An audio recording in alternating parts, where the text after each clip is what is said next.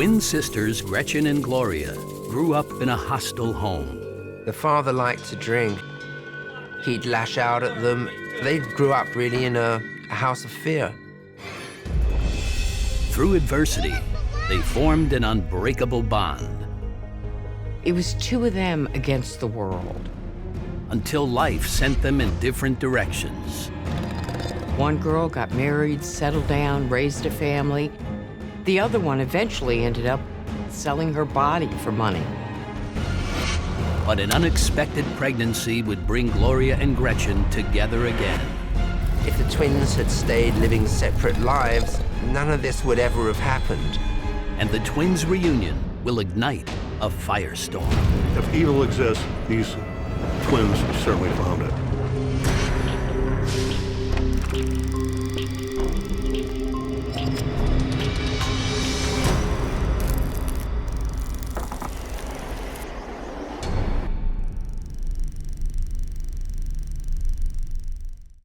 Wolverine Lake is a quiet working-class village located 35 miles from the city of Detroit. Wolverine Lake is a small community where basically you can live on the lake and every day's a vacation. Very close-knit, you know, Friday night football games, and everybody knows everybody's business.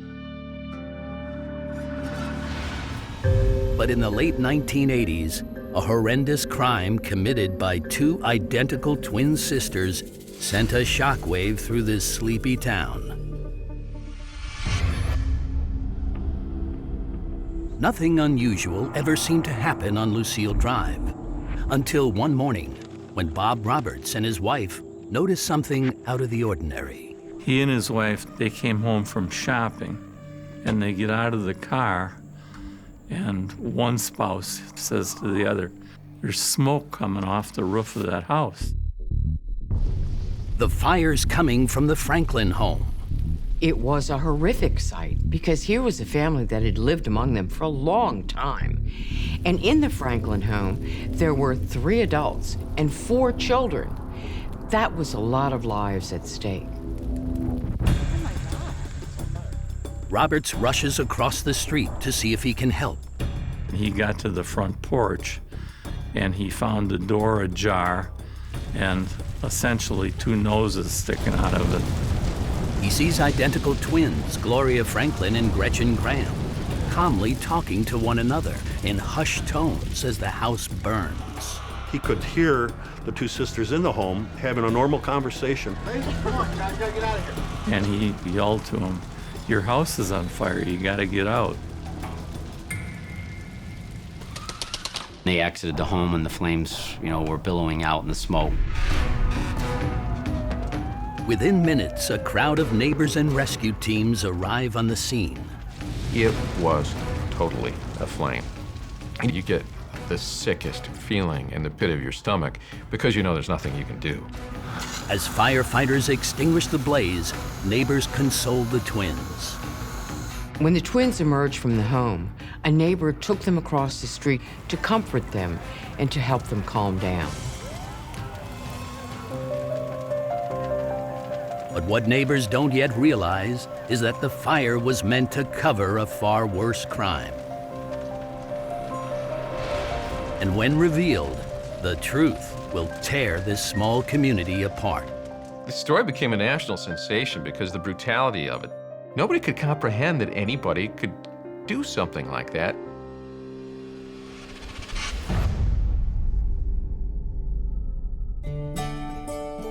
Identical twins Gloria and Gretchen were born into a comfortable home in Union Lake, Michigan. The twins were born on October 1st, 1952, to Kenneth and Jolene Bluefair. Dad was a businessman and Mom stayed home as a housewife. Pretty much the same story could have been told up and down every block of their neighborhood. But behind closed doors lurked a dark secret. The father liked to drink. He would come back really, really drunk at night, and the girls would try and avoid him, but when they couldn't, he'd lash out at them. Go! Get upstairs! Go! And when he did, he'd send them to the room. And I don't want to hear a peep out of either one of you. This drew the two girls together. It was like both of them against their father. From an early age, it was Gloria who stepped between her father and her more submissive twin, Gretchen. Right from the beginning, dealing with their drunken father, Gloria was the stronger twin, really, and she became Gretchen's protector. Hope it'll be okay, Gretchen. And Gretchen was really very reliant on her sister Gloria for everything.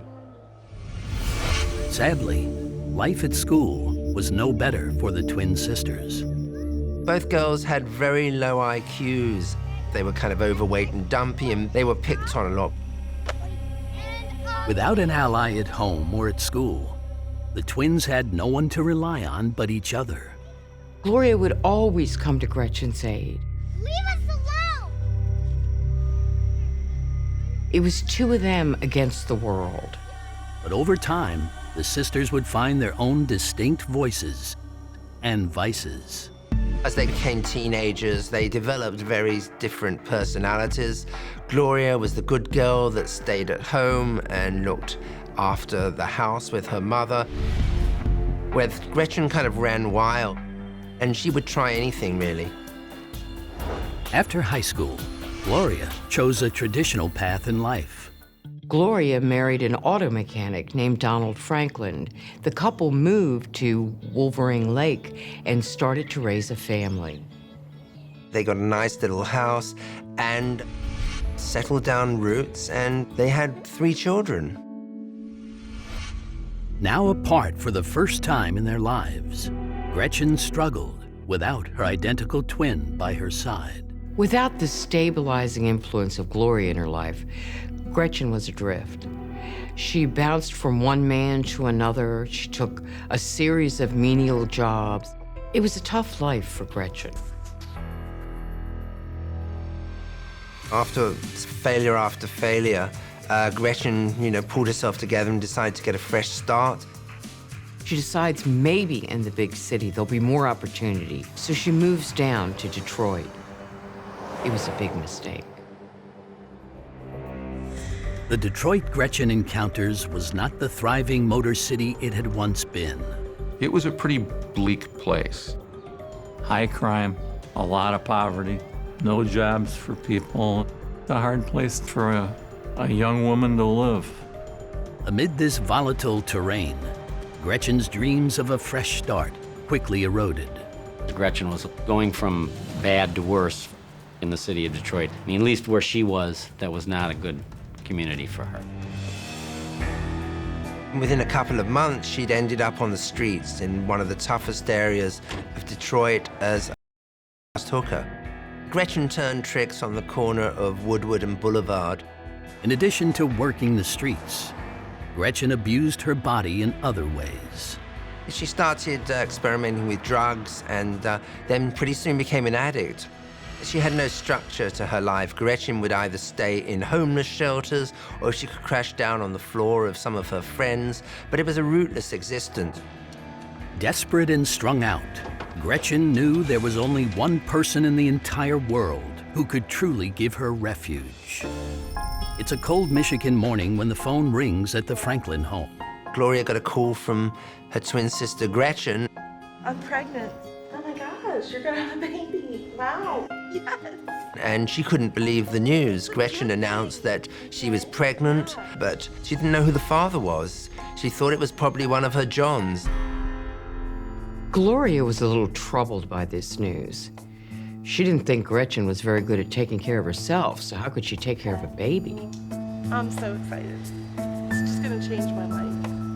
Oh my gosh. Gretchen tells Gloria that she's excited about her future as a mother. Gretchen was far more idealistic about the situation. She was going to clean up and get off drugs. She was going to get off the streets. But this newborn would turn Gretchen's world inside out.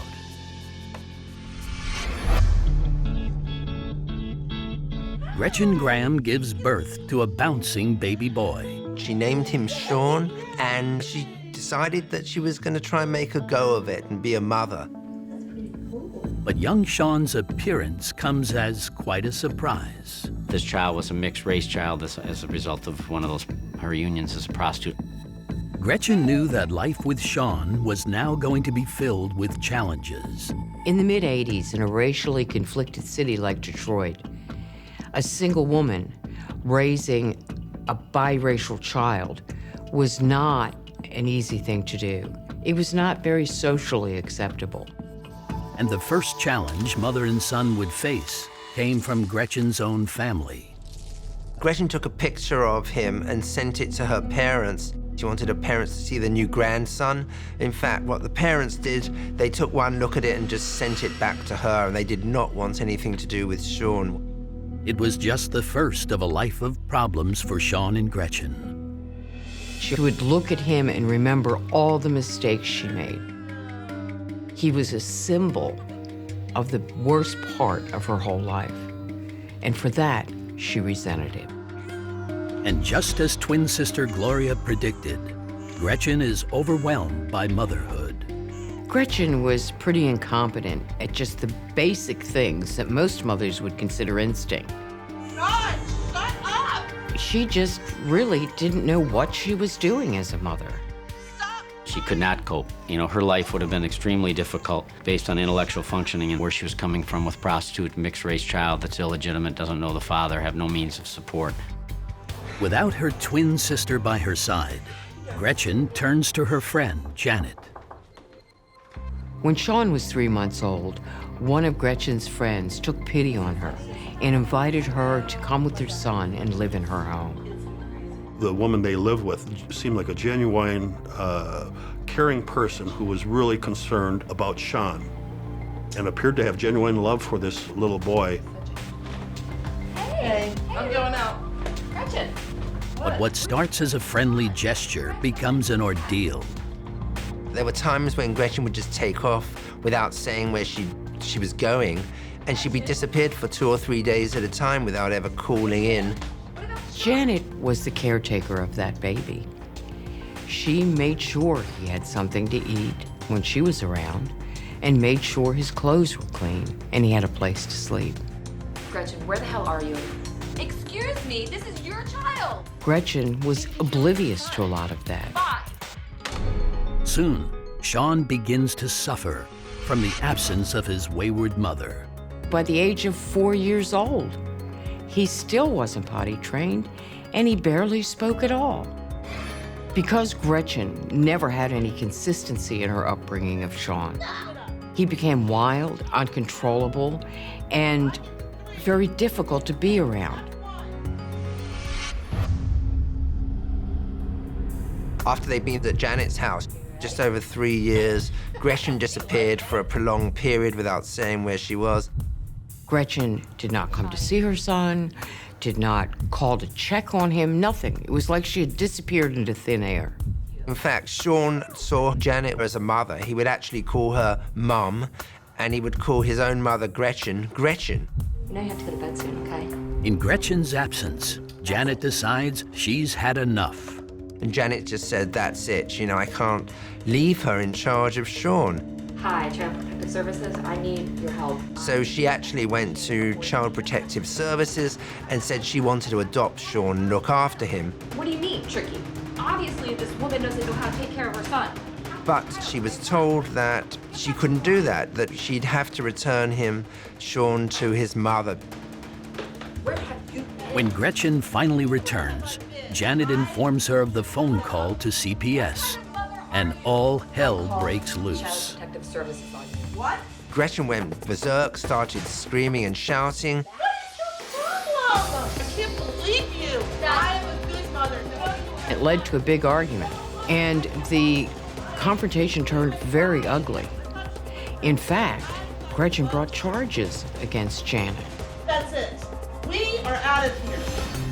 Once again on her own, and with a small child to care for, Gretchen returns to the streets. They started staying in homeless shelters. It must have been very, very difficult for the 4-year-old. I mean, suddenly he's wrenched away from his mother, Janet, who he saw as his mother, into the unknown. So now Gretchen is desperate, and she's alone. And she's responsible for this 4-year-old boy who is troubled and she doesn't know what to do with him. Now at the lowest she's ever been, Gretchen calls the one person she knows she can count on. Gloria. As always, Gretchen calls up her sister Gloria to tell her to bail her out and tell her what's happened, that she's sleeping in homeless shelters. But this time with her 4-year-old son. Soon, Gloria is on her way to Detroit to rescue her twin sister and nephew. Gloria was very dismayed when she went into Detroit to see where Gretchen and Sean were living. It was a place where crackheads and prostitutes were on every street corner. After 15 years apart, the twin sisters are delighted to be reunited. It was a magical moment for them. They fell in each other's arms. They must have been so, so happy, and Gretchen must have been thrilled, for a new life, a new beginning with Sean. She could not cope. Gloria helped her cope. That's why she offered her asylum in her home for her and the boy. But the happy reunion will be short-lived. When Gretchen moved in with Gloria and her husband Donald, it completely turned things upside down. At the beginning of August, they moved into the Franklin home. Donald Franklin was not very pleased with this arrangement. Yes, he agreed to let Gretchen and her son come into his home, but he gave them this small space. It was 7 by 8 feet. It was very small, basically just big enough for a bed.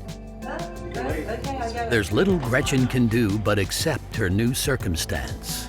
She realized that while she was living under their roof, that she had to live by their rules in their home. Don ran the house. There's no two ways about that. Gretchen subordinated herself to Gloria, and Gloria definitely subordinated herself to her husband. That was the pecking order. And the Franklin family soon discovers Gretchen's 4-year-old son is a menace. He was such a trouble child. When you're raised improperly, you're going to do things you shouldn't. Like play with fire, destroy things, use the yard as a toilet. Gloria warns her sister that if she wishes to stay in her home, she must get her son under control. But Sean soon does something truly destructive. Sean smashed up Don's prized model collection. Don went through the roof. What were you thinking? Do you know how much time and money and effort I put into these things, and now they're trashed? Let's go. Since Gretchen can't control Sean, he's consigned to his bedroom. They put a slide lock on the entrance, so Sean was pretty well a prisoner. Sean's small bedroom has become a cage. If you can imagine being locked in a 7 by 8 room where the bed occupies most of it, you have no TV, no nothing. He had no stimulation whatsoever. Sean had been locked into that area for fairly lengthy periods of time on a regular basis. While Sean suffers in his new home, Gretchen welcomes the opportunity to live and work with her twin sister. Gretchen was very happy with her new life. She gets a new job at the diner working alongside Gloria. And she loves the diner. She makes friends there. She loves joking with the customers. But like every good thing in Gretchen's life, it would come to an end. At some point, soon after Gretchen's arrival in the home, Donald gets amorous attentions. He starts making moves on Gretchen. As a guest in her twin sister's home, Gretchen finds herself in a bind. Gretchen, for the most part, accepted Donald's advances and demands for sex as the price she had to pay for having a roof over her head. Donald, on the other hand, probably assumed since she'd been a prostitute, it was no big deal to her.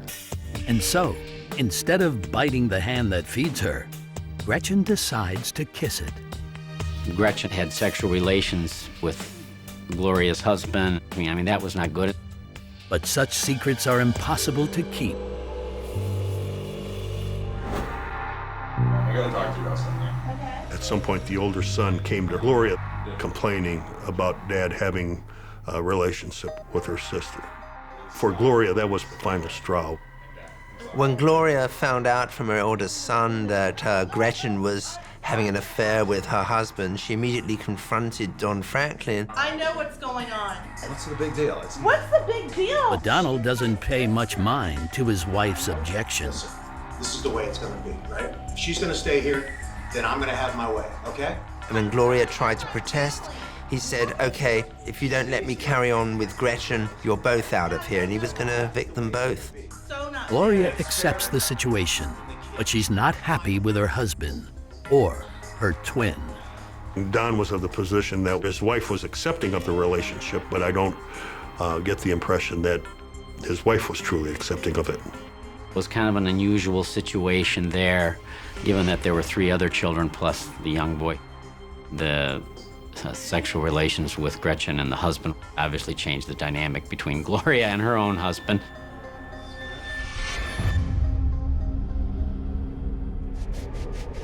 One cold December afternoon, Sean heats things up at the Franklin home. Why is this not working? Sean was playing around and he found some matches and he set the curtains alight. And luckily the older Franklin kids put out the fire. But when Don Franklin found out, he was livid. Lighting curtains on fire! What is going on? Keep an eye on the kid. His mother's not gonna do it. Donald wasn't just angry, he was frightened. This was his home. Just what was that little boy capable of doing? So I want you, and you. Don immediately orders the family to round up all the matches and lighters in the house. And Gretchen decides it's time to teach Sean a lesson. Gretchen was really upset, and she told Don that she would do anything to make sure this never happened again. And as a punishment, she actually put Sean's finger under some flames just so he would feel what fire was and try and scare him off that ever happening again. But sadly, this cruel attempt at punishment is lost on the little boy.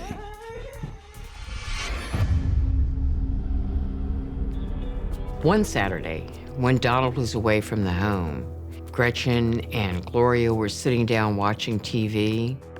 As the twin sisters remain glued to the television, Sean runs around unsupervised.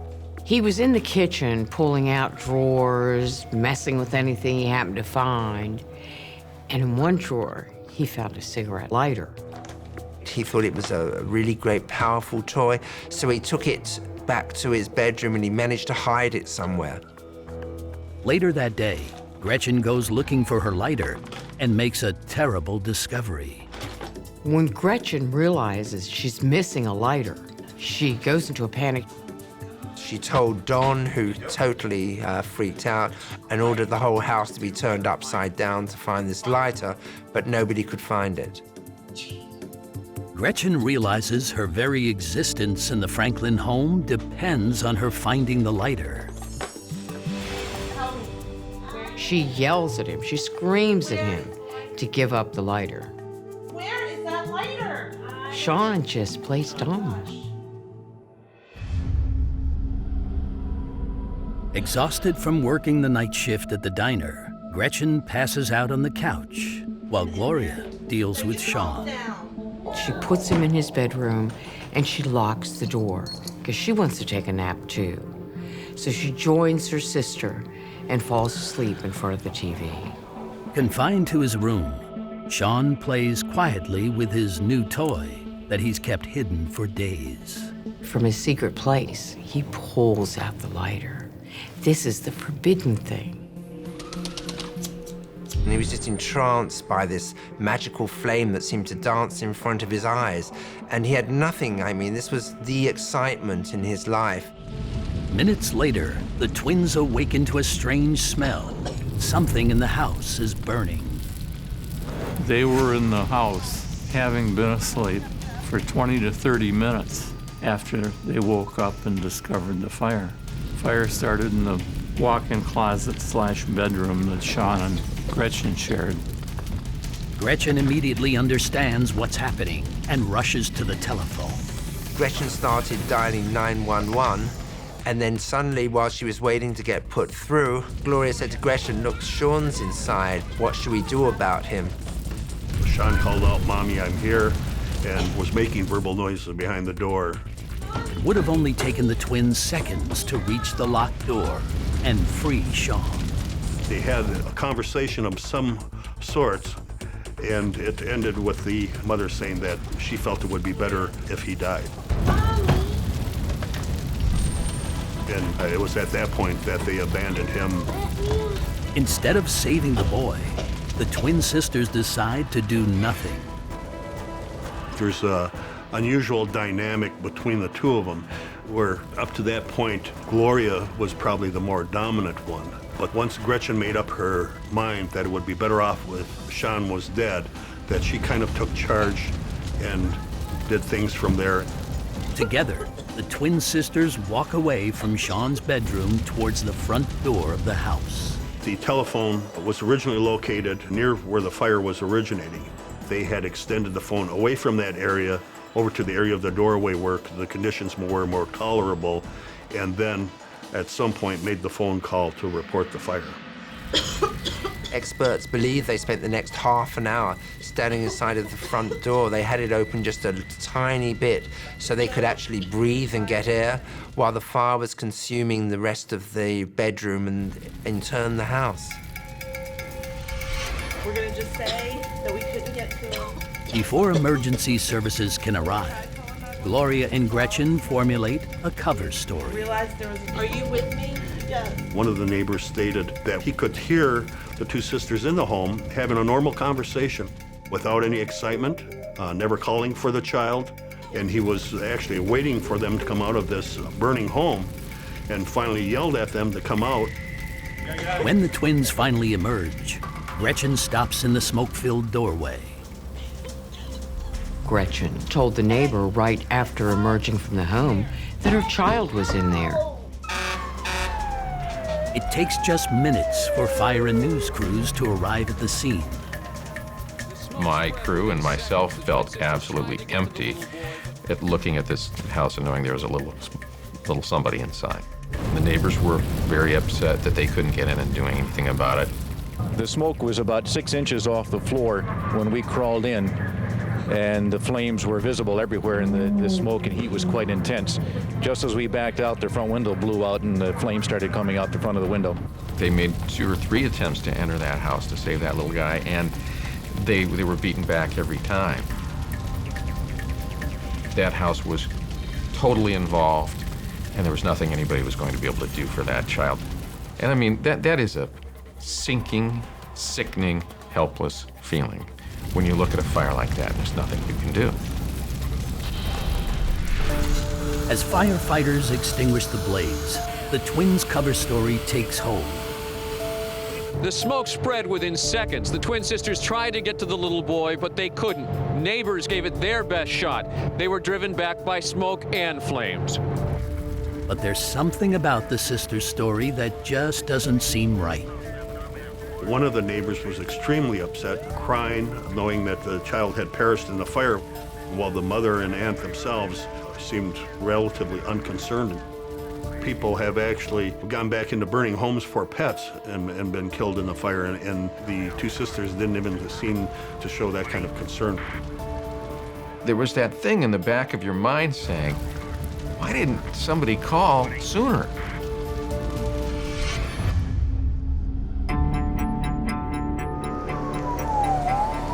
When police and fire investigators arrive, they question the twins and investigate the scene. All the damage within the home was consistent with the fire originating within that room being used by Sean. And I came to the conclusion that the fire was the result of a human act. Jim had talked to Gretchen and Gloria and obtained their first version of what had happened. Gloria gave the same story as her twin sister did. She stated that she didn't know where Sean was. Gloria and Gretchen said that Sean was free in the home. They hollered for him. They looked for him, but he never responded. The twin stories might be consistent, but detectives aren't buying it.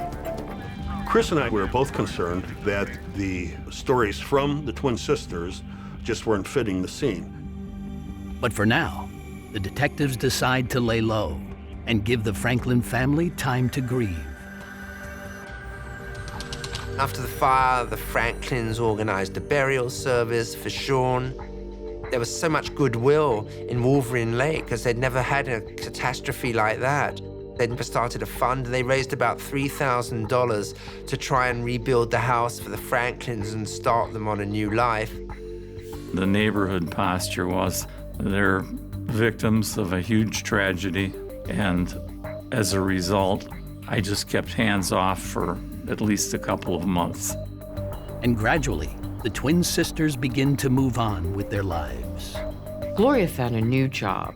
She started working the day shift at a nursing home. Gretchen, on the other hand, continued on with her night shift at the diner. Both twins assume they've left their troubles behind, and now they can start their lives anew. I think the twins thought they had gotten away with it. They wanted everybody to believe their story.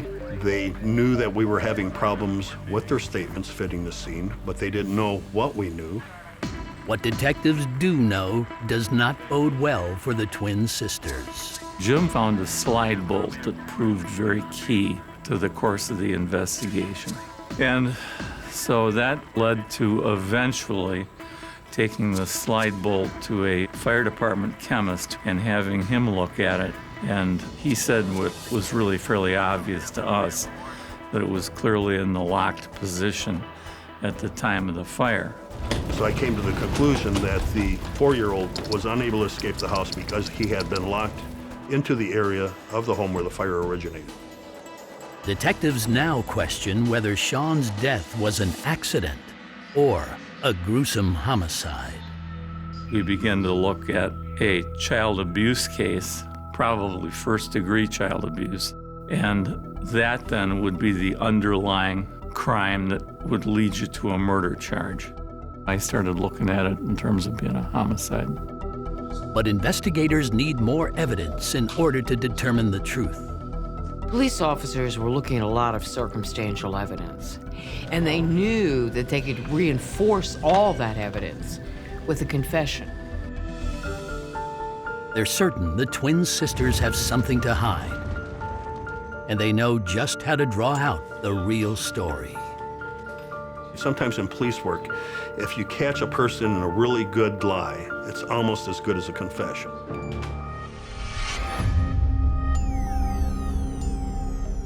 Three months after Sean's death, Wolverine Lake detectives pounce.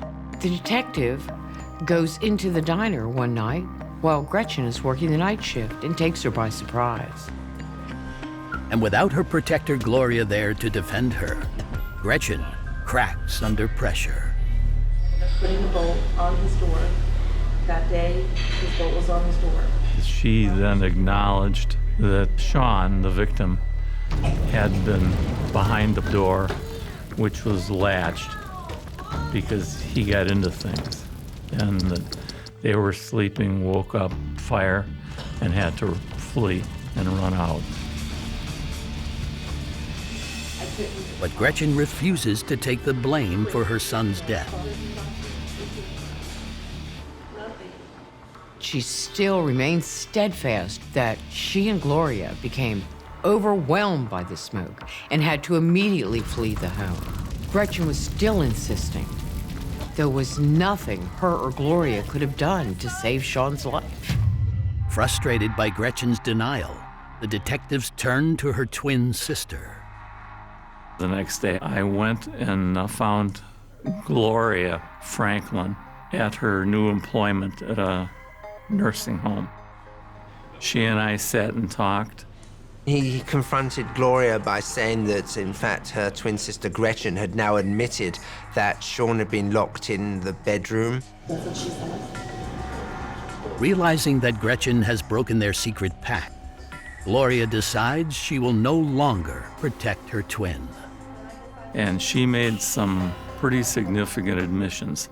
They woke up, and yes, there was a fire, and they went to get Sean, but decided on some basis, either verbally or being twins, non-verbally, to not call 911 for help, and that they waited in the house for quite a while.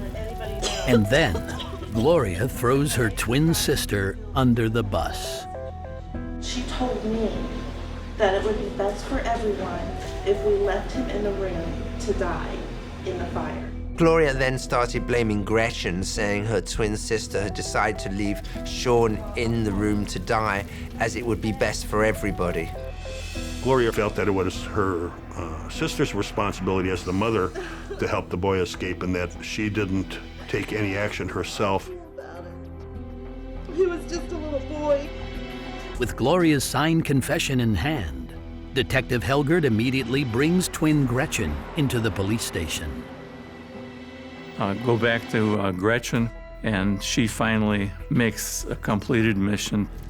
When you realize what they did and how cold they were and how uncaring to leave that 4-year-old into that burning home, and what a horrible death he suffered when all they had to do was reach over and unlock a door.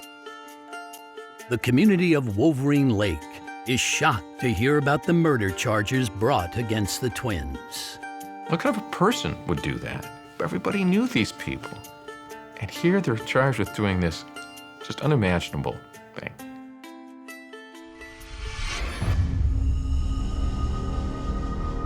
Just 9 days after the first interrogation, Gretchen and Gloria are both arrested at the same time. They were charged with initially first-degree murder and conspiracy to commit first-degree murder, which under Michigan law is life sentence without parole if you're convicted. And the basis is that they felt that they conspired to kill Gretchen's 4-year-old son. At trial, one twin expresses her feelings about this senseless crime. Gloria communicated to me that she felt bad that son was gone. She cried about it. I saw remorse in her. And whether it was intentional or unintentional, I know she felt bad about his death. But officials maintain the twins were heartless killers. They may have felt sorry for themselves, but I don't think they felt sorry for Sean when they could hear him and they left him in that burning building.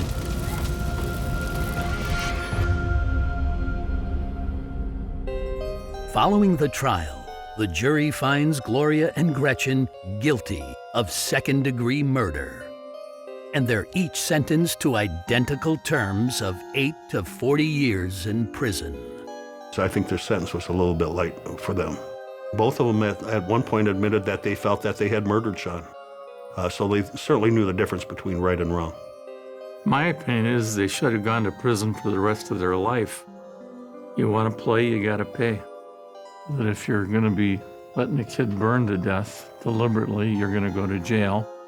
The two sisters have received their punishment, but one innocent little boy has paid the ultimate price. Poor Sean Graham, he just never had a chance in this world. Being born to a mother like Gretchen and living that awful life, he never stood a chance of anything, and he died horribly. I believe evil exists, and if evil exists, these twins certainly found it.